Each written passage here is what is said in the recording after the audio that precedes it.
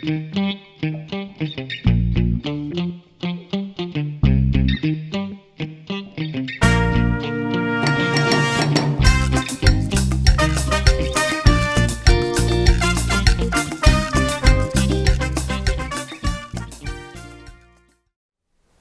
evening, everybody. It's such a wonderful opportunity to be together celebrating this holiday of Tu B'Shvat, the Jewish New Year for the trees, and celebrating together with such special people, these friends of Corazon Latino that have invited me so graciously to sing for you. I'm going to perform 3 songs, 2 of them in Ladino, the language of the Sephardic Jews, those Jews that once were expelled from Spain and moved all around the Mediterranean Sea and later on to Latin America and to even the United States, talking in a language that has a mix of ancient Spanish and some words in Turkish and Hebrew that you might find interesting. The first 2 songs are in that, and the 3rd song is in Hebrew, and I'll tell you more about them as we come in. The first song that I like to sing for you is called Arbolicos de Almendra, those almond trees, and the song tells us that the spring has come, and I have planted almond trees to honor your green eyes. And such in love with nature and such in love with you that I'm dying. And this is Arbolicos de Almendra.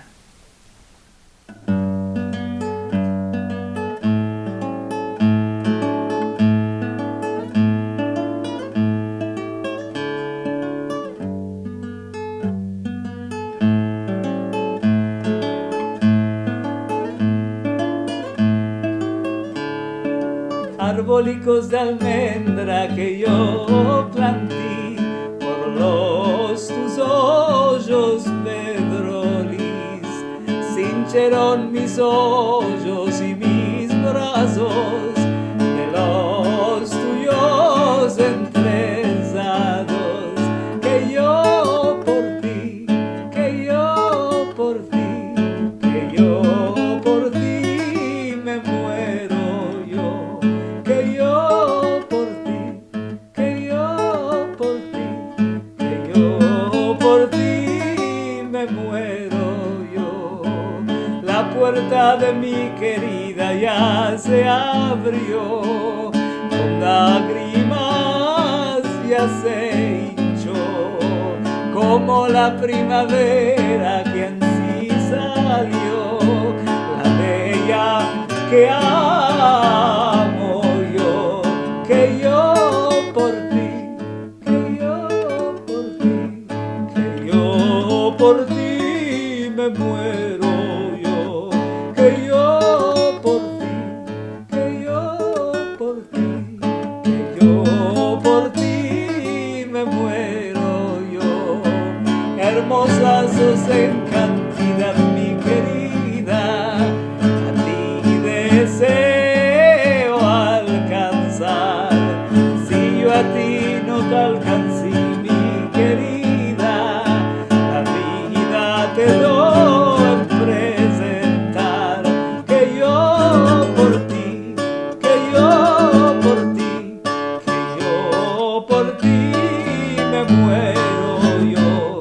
Que yo por ti, que yo por ti, que yo por ti me muero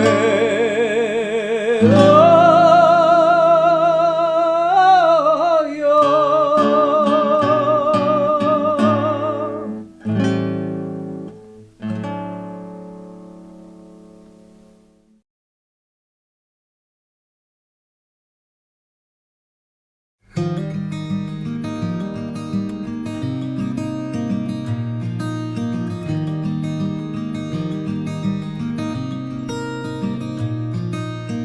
Hi, I'm Rabbi Daniel Schwartz, and I want to welcome you to Corazon Latino's Tu B'Shvat Seder, which Makes you wonder, so what's Tu B'Shvat?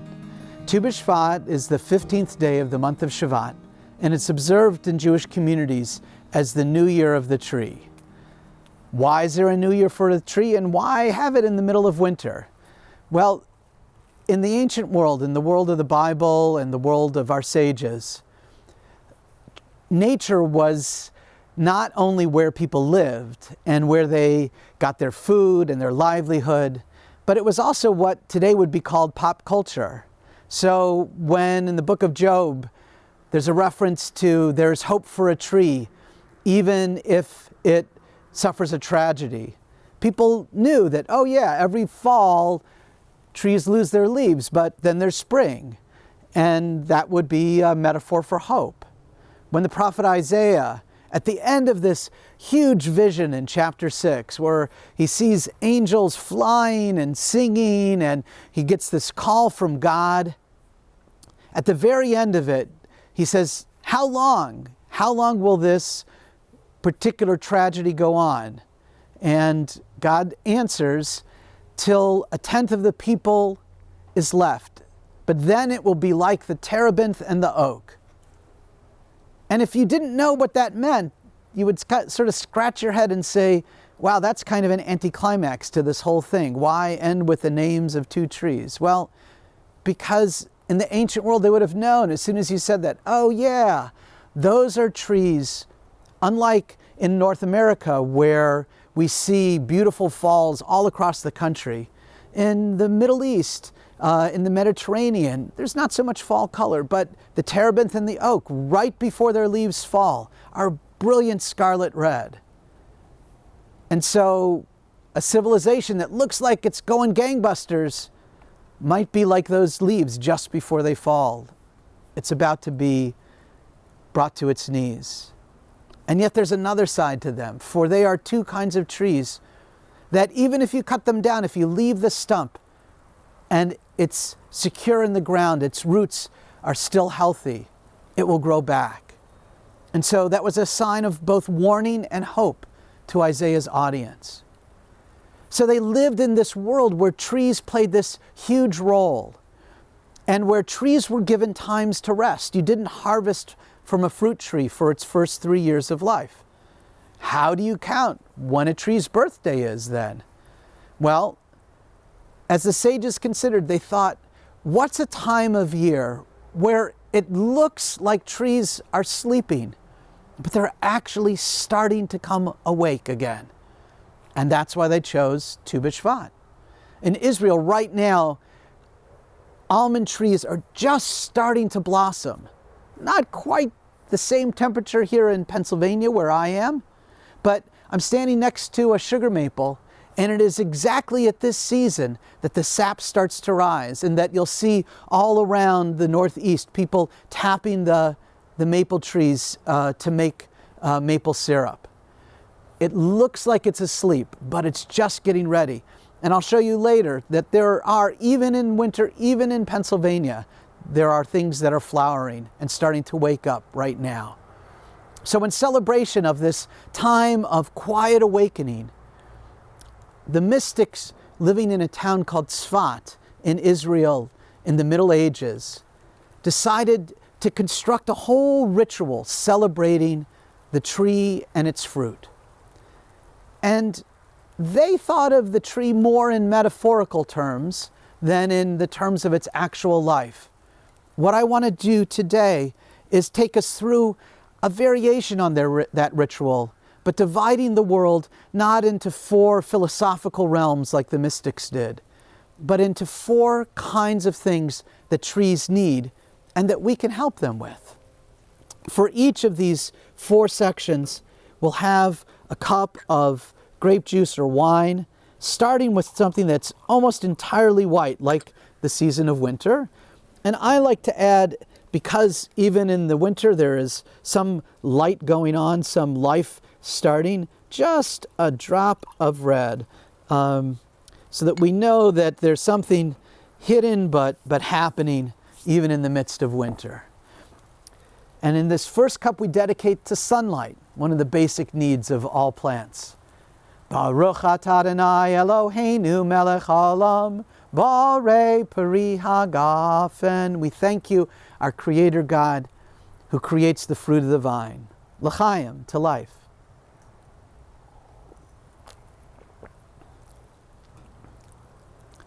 Plants need sunlight, and the sun shapes the climate of our planet.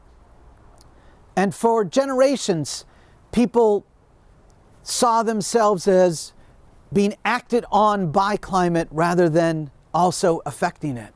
And yet we know that throughout the industrial age and into today, we have shaped the very climate of our planet, sometimes in ways that are very destructive to trees and to other life.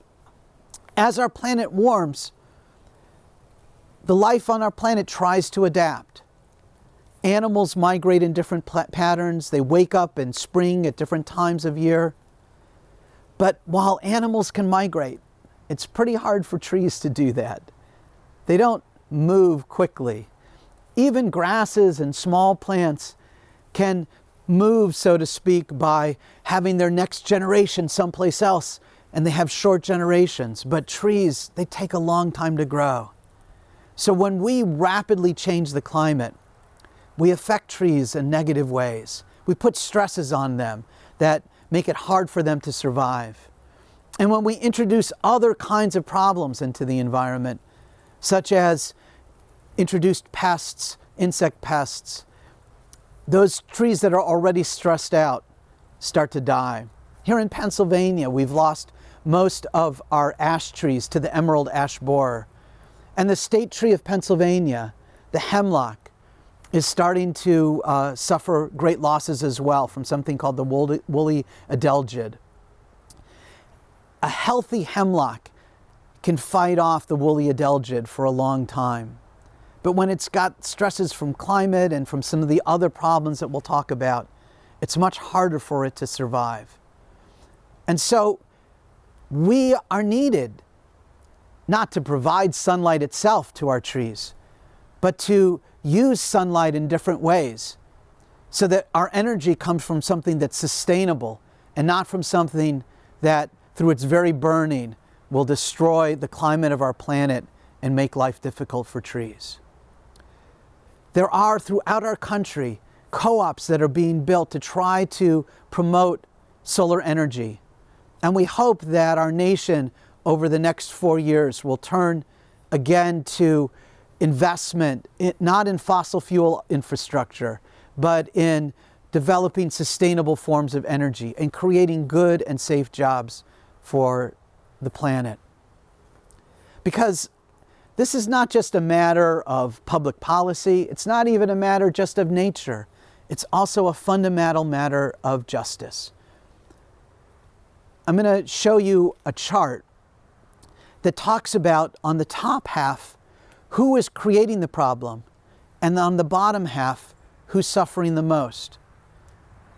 Countries like the United States and Canada, Australia, the Soviet Union, are producing per capita, per person, the most greenhouse gases. And yet it's the global South, Central and South America, huge swaths of Africa, that will suffer the most from climate change. Think of that fundamental injustice of the people who are causing the problem not being the people who suffer. That's something that we can correct by shifting our economy to sunlight, like the trees. We eat 3 kinds of fruit on Tu B'Shvat, starting with fruits that have a unedible rind. I like to think, there are many ways to think about that symbolism, but I like to think about it in terms of the holiday that we just celebrated of Martin Luther King's birthday, and the idea that he talked about of a beloved community. When you create community, you also need to set up boundaries. You need to say, this kind of behavior makes you part of the community and this part is unacceptable. You treat everybody with dignity. In a world where so many things are limited, one of the things that there is an infinite supply of is dignity. So when we extend dignity to one group of people, it doesn't mean we take it away from somebody else. It just means that we shift the boundaries and let in more people. The pomegranate is filled with these seeds that have each one of them a jewel of juice and sweetness and tartness and health. Our sages used to talk about a pomegranate as having 613 seeds. I've never counted, so I can't really tell you if that's exactly accurate or not. But the reason they chose that number is because they saw in the Torah, in our sacred scriptures, 613 mitzvot, 613 ways that we can follow God's will and make the world a better place.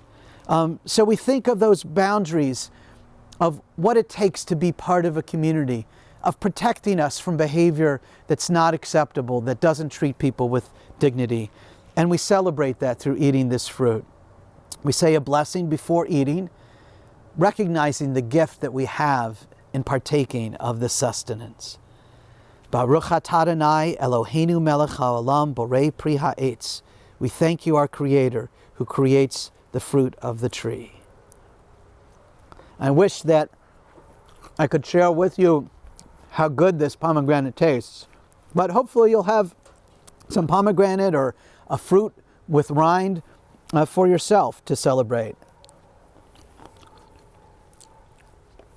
So if our first glass was about winter, our second glass mixes in a bit more of the red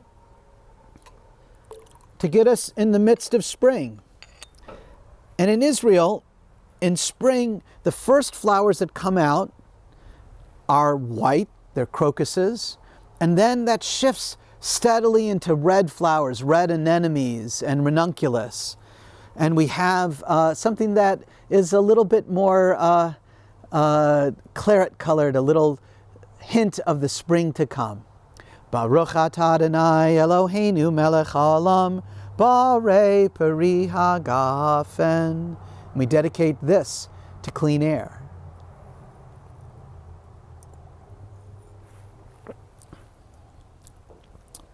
Trees have a special relationship with clean air because on the one hand, they help us clean the air. They absorb things and purify the air just through their very life and growth. They absorb carbon dioxide, one of the chief greenhouse gases, convert it into sugar and set out oxygen, which all of us need to breathe. On the other hand, trees are sensitive to the pollutants that we create. So many trees can be stressed out or die in an urban setting because of vehicles driving by that are gas-powered and that create huge amounts of pollution. If we want trees to be healthy, if we want to celebrate their birthday, we have to dedicate ourselves to clean air. And with clean air, there's also a question of justice. I want to share another chart with you that looks at how in the northeast of the country, and this story is the same in other parts of the country, what race you are is a good predictor of how much pollution you breathe in. And the difference between the Latino community in terms of what they're exposed to of particulate matter and whites is about 60%. 60% higher load of pollution. Those fine particulates get into our lungs. They cause asthma in our children. They cause heart problems in our seniors and obstructive pulmonary disease. And in this time of pandemic, just that difference in pollution exposure between the average that whites face and Latinos face gives you about a 10% higher risk of death from COVID. Again, this is a matter of fundamental justice that we as a country need to address, to provide cleaner means of transportation, to make sure that we don't put roads through neighborhoods that are already burdened, and that we understand the need for clean air for all of God's creatures. This takes us to a second kind of fruit, a fruit with an inedible pit. A cherry or a mango or a date, they don't have a shell on the outside that protects them, that sets a boundary. But inside in the middle, they've got this part that is enclosed in an inedible, strong boundary. After we start to form a community, after we get to know each other, we can let our outer boundaries down and we can trust each other. But that trust only goes so far when you first get to know somebody. There's still things inside you in your heart that you protect. And fruits like this are a symbol of that stage of getting closer, but still holding back something at your heart. Baruch atah Adonai Eloheinu melech haolam borei pri ha'etz. We praise you, our Creator God, who rules through time and space and creates the fruit of the tree. It's a little harder this time of year, living here in the cold north, to find local fruit that has pits in it. But I encourage you, when you shop for fruit, to try to think about how far that fruit has traveled. What's the energy cost of getting that fruit to you? Can you find things that are local? That's one of the reasons why we dry fruit, so that you could have in the midst of winter something that was a taste of summer. In my backyard, I've got apricot trees and cherry trees. Right now, they're pretty bare, but I'm hoping this spring that we'll be able to get enough apricots and cherries that by the time it's Tu B'Shvat next year, I'll have laid aside a store of dried fruit for us to partake of. When we're thinking of air, I also like to think of scent. There are blessings in Judaism, not just for eating different kinds of food, but for smelling different kinds of scents. The scent of a beautiful fruit, the scent of spices, or the scent of herbs and leaves. These are the leaves of a myrtle tree. The myrtle we use each year in the fall at the harvest festival of Sukkot. The green myrtle branches remind us of the hill country that we first saw when we crossed over from Egypt into the Promised Land. They're a symbol of luck and good fortune. And even when they're dried, and this is from a myrtle branch from this fall, you can crush them just a little bit and that scent still comes out. And so we praise God for that scent. Baruch atah Adonai Eloheinu melech haolam borei isvei v'samim. We thank you, God, for creating herbs and leaves that have a delightful scent, a scent that restores us to ourselves. We've thought about sunlight and air. Let's turn now to what's falling from the sky around me, water. And we'll add a little bit more of the red as we get into the peak of summer and the growth of not only flowers but fruits. And we think of the water that takes us there, that idea of pure water. Water that we use for drinking, that we use for washing, as we've been thinking of so much during this time of pandemic, that we use for cleaning, that is also used for cleaning out our wastes, for sewage. And in many parts of our country, we take all of those things for granted. But that's not true for all of our country, and it's certainly not true for all of the world. If a tree doesn't have pure and clean water, it can't survive. But the same is true of people. We've seen in places like Flint, Michigan, and on some of the areas in our country where large indigenous communities are, water systems that are meant to deliver life that have been turned into poison. We have seen young brains, developing children, their minds supposed to grow, having those brains poisoned by lead in the water. We've seen, because of uranium mining in the Southwest, water sources that have been used by communities that have been there for thousands of years becoming undrinkable. And we see in too many parts of our country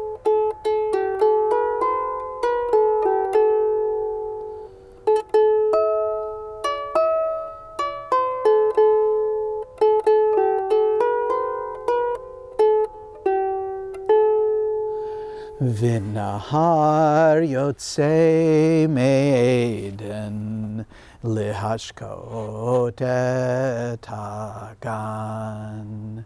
Vinahar Yotze Me'eden Lihashkot et Hagan. Try to let some of that flow in, to understand how much God's love surrounds us, even in times of peril and plague, and how much we can share that flow with others as we appreciate the world around us, the beauty of that world, and a call for us to serve that world in justice and in truth. As we get to the final cup of wine, we turn from the bounty of summer into the time of fall. And I'd like to add just a little drop of white at the end, like we had a little drop of red at the beginning, to remind us that there is winter and death in the midst of life, just as there is life and spring in the midst of winter. I brought out here one example of that spring to me, of that ability to have death and life in one little package. Trees move from generation to generation through seeds. I mentioned before how the etrog is part of a fall harvest festival, Sukkot. Another tree that's part of that festival is the etrog, the citron, which is a hardy but also pretty fussy plant that has a beautiful lemon-shaped fruit that has this incredible scent and these bumpy curves all around it. It's one of those things that the more imperfect it is, the more beautiful it becomes. And those seeds can last from year to year, sleeping, silent, looking as if there's nothing in them. But with the right care and love, a little bit of heat, a little bit of water, some clean air, and some light, they'll come to life. I try to keep a little bit of summer alive in the midst of winter in my house by growing tropical trees. My wife thinks that I'm living in a fantasy world, that I think that someday these little trees will give fruit. I don't even really know that they need to give fruit. They bring me summer and sunlight just by themselves. Carambola and tamarind and all these beautiful things that I've seen grow in the islands in the Caribbean. They bring me joy and light. And I hope that you have plants that do the same for you. Like this little etrog. I've got one now that's about 7 years old and that has flowered every year. Hasn't quite had fruit yet, but we still hope. We have to think in those long-term ideas when we think about trees. When we come to this fourth cup, which I'll bless now, we dedicate it to that thing that happens underground, that quietness in the soil. For healthy, rich soil is the fourth of these four needs of plants. We talked about sunlight, clean air, pure water, rich soil. Baruch atah Adonai Eloheinu melech haolam, borei peri hagafen. We thank you who creates the fruit of the vine, l'chaim. When we look at soil, we tend to think of it as inert. And when we look at trees, we tend to think of only the part of them that's above ground. But if you think as a tree, you know that that soil is alive. And you know that most of the life of the tree goes on where we can't see it. That happens when the seed sprouts, but it also happens from year to year where the tree gets everything that it needs in terms of richness and minerals and water from that soil. And it also communicates through the soil.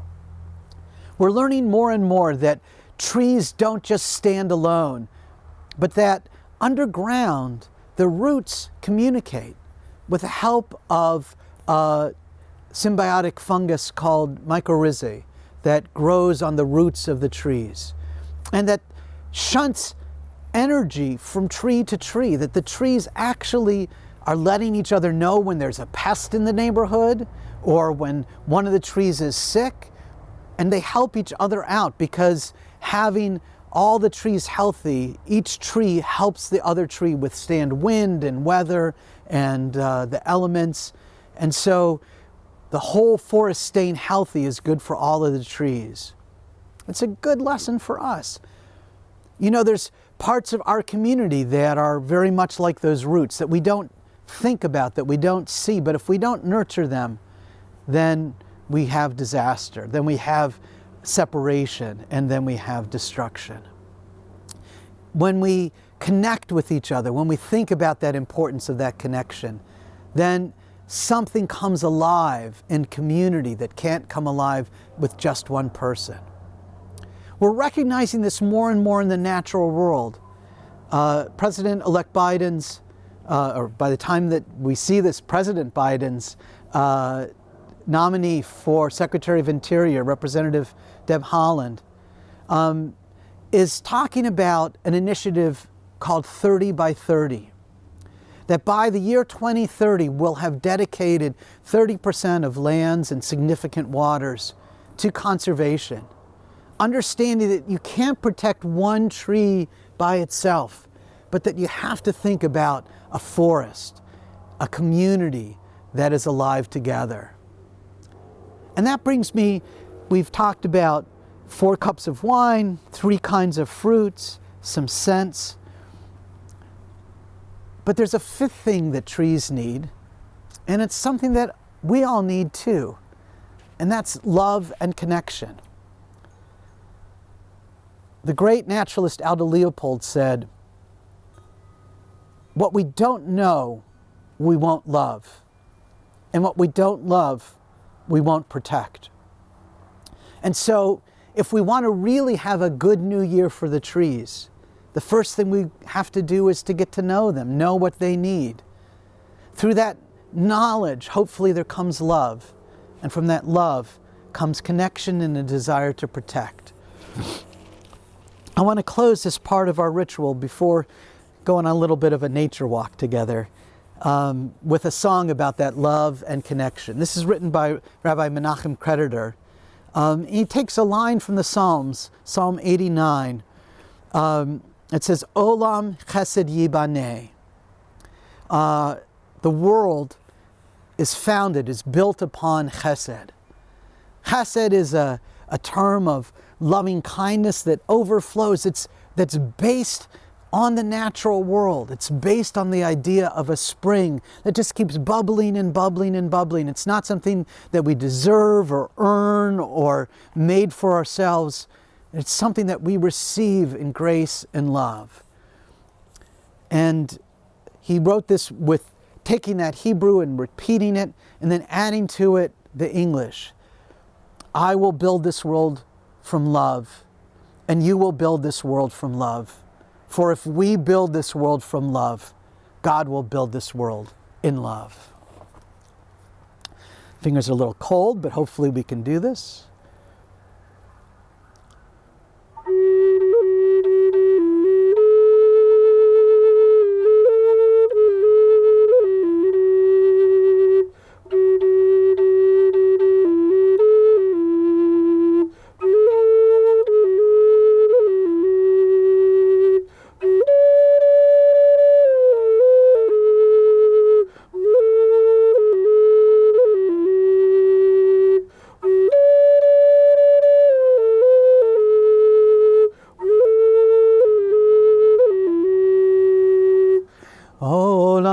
Chesed yibaneh, yadadai, dadadai, dadadai.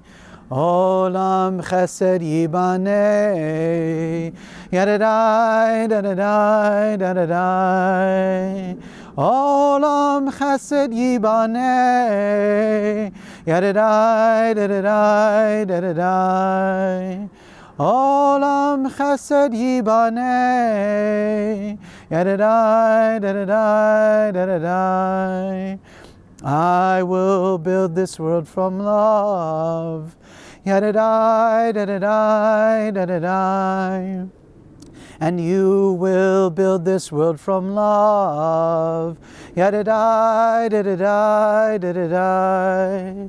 For if we build this world with love, yadadai, dadadai, dadadai, then God will build this world with love.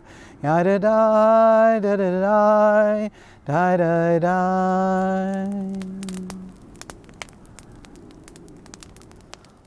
So you look around and it seems like everything's asleep for the winter, but if you look carefully, you'll see that there are still things that are green and growing, and even a few that have flowers.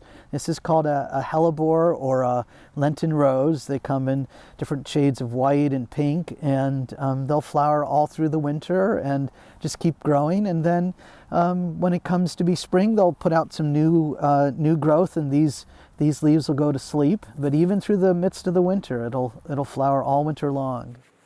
This is one of about 8 or 9 really big, old, 100-year-plus ash trees that we had on our property that have died just in the past 5 years, all from the emerald ash borer and climate stress. And the emerald ash borer is spreading as winters are changing, and ash forests throughout the country are dying. And it's just a shame when you lose a tree that's been around for more than 100 years, and all the beauty and all the things that lived in it, and it just changing the forests, because all the ash trees around here are going to be gone pretty soon. You know, my mom was a plant ecologist, and she taught me that there are trees that you can identify by shaking their hands. There's trees called fir trees and spruce trees that might look to the average eye to be about the same. You shake hands with a fir tree and it'll be nice and soft. You shake hands with a spruce like this and it'll prickle your hands. But even if it's prickling your hands, it's really nice to say hi to a tree and just to spend time not thinking of a tree as an object, as something that you get something from, but something that you can relate to and spend time with and appreciate the beauty of, and just how much better our world is when there are trees around.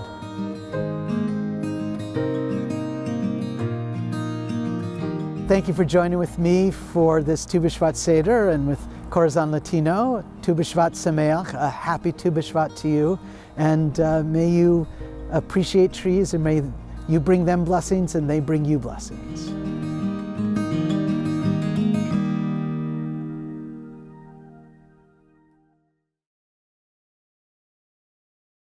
So the second song is called Árboles lloran por lluvias, trees cry for rain, y montañas por aire, and the mountains are asking for air. And that's how is my love for you. The song that takes us all the way from the love to another human being, to the love of the motherland, Spain, that has left us when we were expelled from Spain.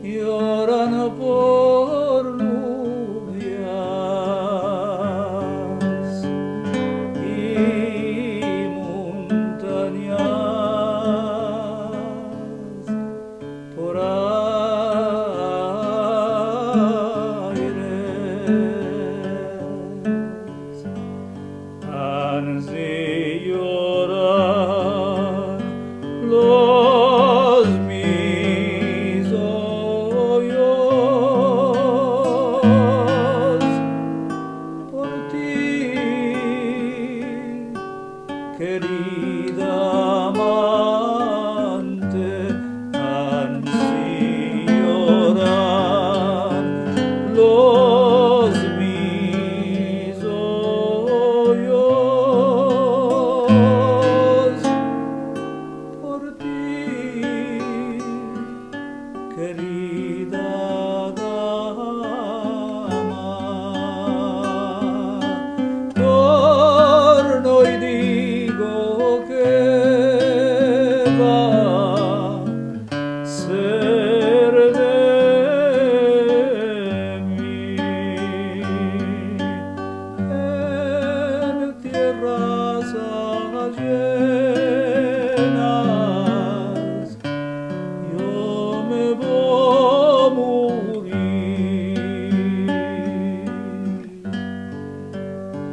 Blanca sos, blanca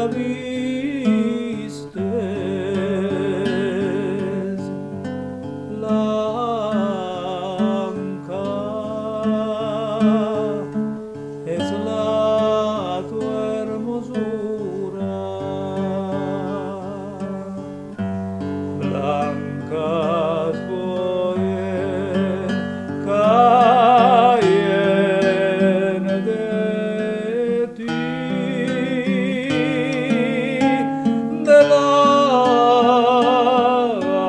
tu figura.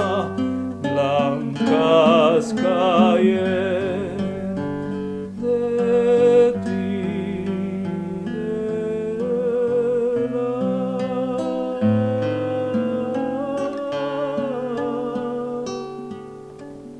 tu hermosura.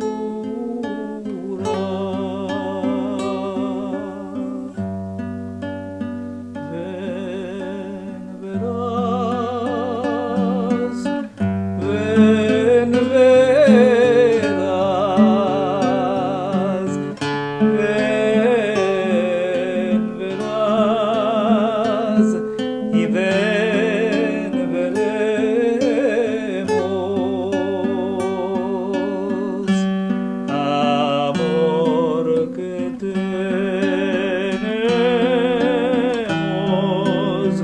los dos.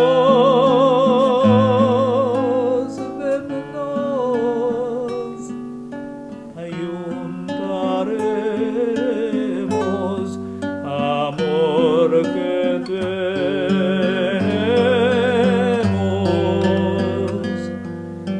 los dos. Vennos ayuntaremos.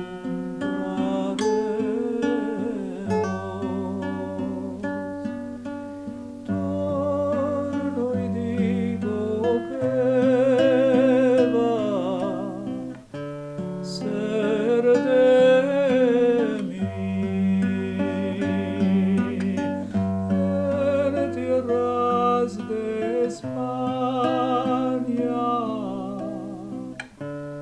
Yo me voy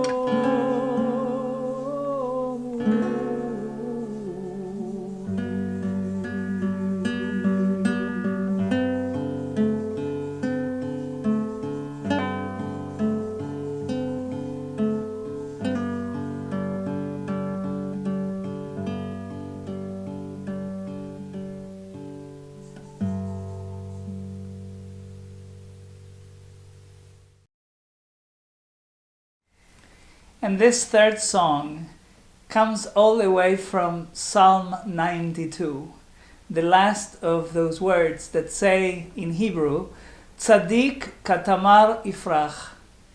The righteous people are going to blossom like the palm tree, like the cedars of Lebanon. I don't know if you have ever seen a cedar in Lebanon, but I'm told that they come very, very straight.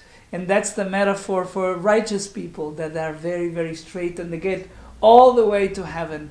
And the music is by a dear friend of mine, Norma Brooks, who wrote many, many beautiful melodies. This is one of them.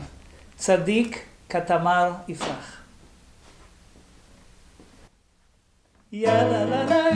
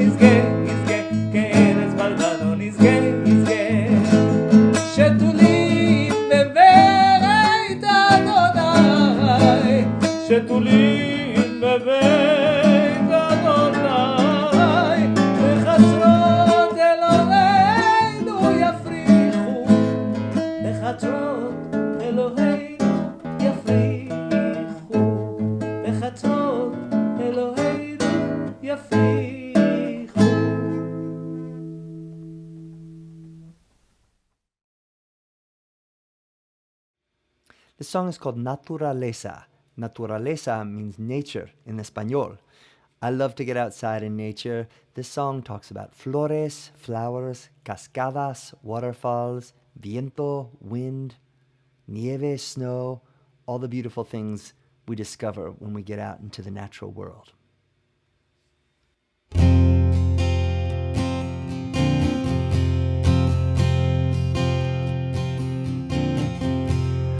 Ríos y montañas, naturaleza, rivers and mountains, naturaleza. Nuestro mundo tan bonito, canten conmigo niños, juntos para ver la naturaleza. Flores y cascadas, naturaleza, flowers and waterfalls, naturaleza. Nuestro mundo tan bonito, canten conmigo niños, juntos para ver la naturaleza. Hay que protegerla, hay que protegerla, hay que protegerla, hay que protegerla.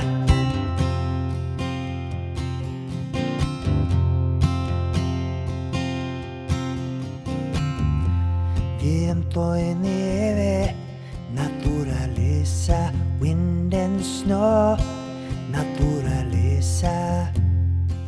Nuestro mundo tan bonito, canten conmigo niños, juntos para ver la naturaleza, juntos para ver la naturaleza, juntos para ver la naturaleza.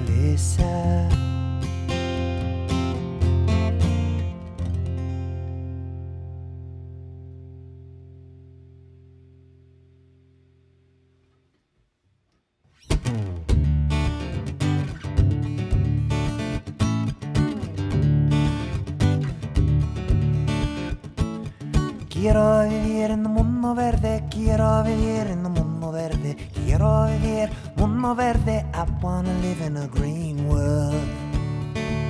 Mountains and rivers, oceans and sky, a magical world so full of surprise. We've got to protect this planet of ours. Sing with my children wherever you are. Quiero vivir, quiero bailar, quiero vivir, quiero cantar. Quiero vivir en un mundo verde. Quiero vivir en un mundo verde. Las nubes, la selva, la lluvia, los lagos. Tantos milagros por todos lados. La luna, el sol, el mar, la tierra. Hay que proteger la naturaleza. Quiero vivir en un mundo verde. Quiero vivir en un mundo verde. Quiero vivir mundo verde. I wanna live in a green world.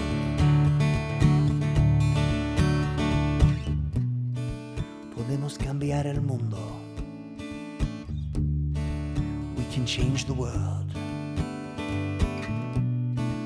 Todos juntos. We're together. Un planeta. One planet. Quiero vivir, quiero bailar, quiero vivir, quiero cantar, quiero vivir, quiero bailar, quiero vivir, quiero cantar. Cantar.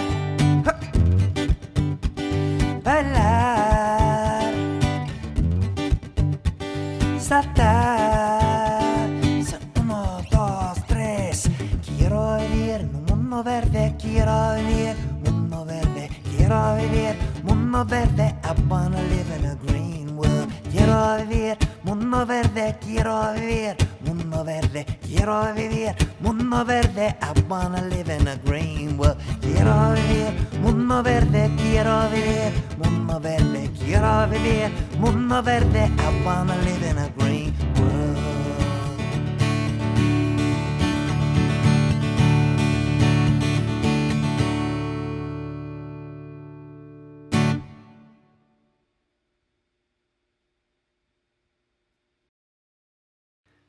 This song is called Birthday of the Trees, or Tu B'Shvat. In Judaism, there's a great value placed on protecting this one planet that we all share, and planting trees is an important part of that.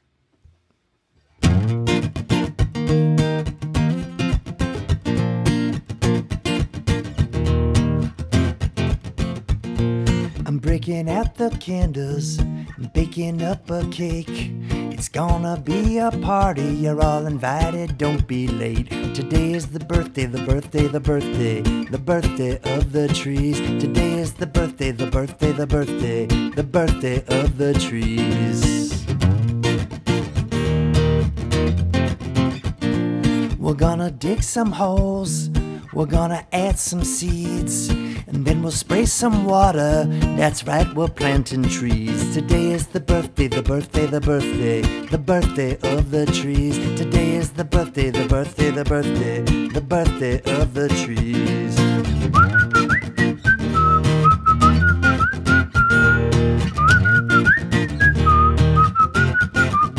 Where would we be without the trees? They give us air to breathe. On this Tu B'Shvat, everybody sing with me. Oh, come on. Oaks and pines and birches, I love them one and all. But my favorite tree is the redwood, hundreds of feet tall. Today is the birthday, the birthday, the birthday, the birthday of the trees. Today is the birthday, the birthday, the birthday, the birthday of the trees. Today is the birthday, the birthday, the birthday, the birthday of the trees. Today is the birthday, the birthday, the birthday, the birthday of the trees.